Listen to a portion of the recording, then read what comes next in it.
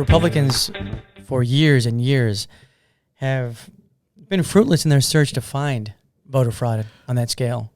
I mean, that's the only way they think they can win now, because the demographics have changed so much that they can only win by putting doubts in people's minds. That and disenfranchising voters.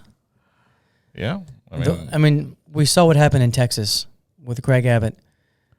One ballot drop-off location for per county. Per county. Harris County has over 2 million people. Is that so? Yeah, we know what that means. It's pretty clear. It's not the most efficient way to run a election, so we know the techniques that they use. Closing or reducing polling locations, reducing hours. We know it's how they win for the most part, and that's something you have to combat. Or gerrymandering. District. And, fantastic way. Yeah, I mean that's partly is a problem of Democrats also, because they're not winning. So if you don't win, you lose power. And that's right. And once you lose power, you keep on losing power, because then the next people that come in, they get to decide the rules of the game, how they're going to, play the game.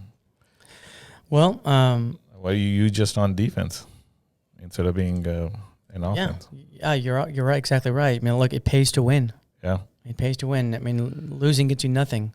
So not even pity. So there's no point. Nobody likes a loser. No one does. And then you set a precedent, and you set a narrative that you can't win back the voters who, historically have been your base, and you're hemorrhaging these voters. And why? Because your messaging is horrible. It's because people don't see results anyway. No, and they go and vote and they don't see the results, and they say, well, nothing's happening. Well, things are happening. It's just not happening in their favor. Yeah. Well, they see where the money's going, which is interesting with Donald Trump. I mean, we saw that the tax cuts, where they went. They went to the very upper echelons of American society. And having seen that, it's so strange that a lot of these voters still voted for him. I mean, he's sending the money all the way to the top, but somehow he has a populist message.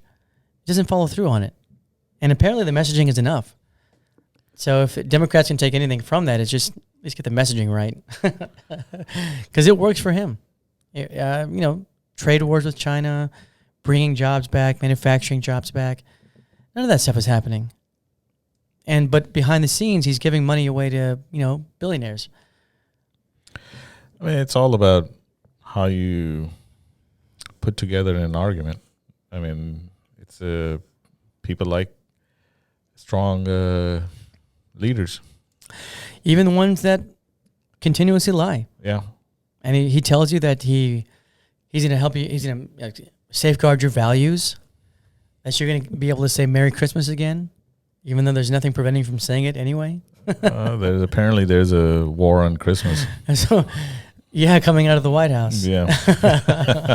Who gives a about Christmas stuff and decoration? But I need to do it, right? Yeah, but correct, 100%. You have no choice. But you won't hear that from the other side.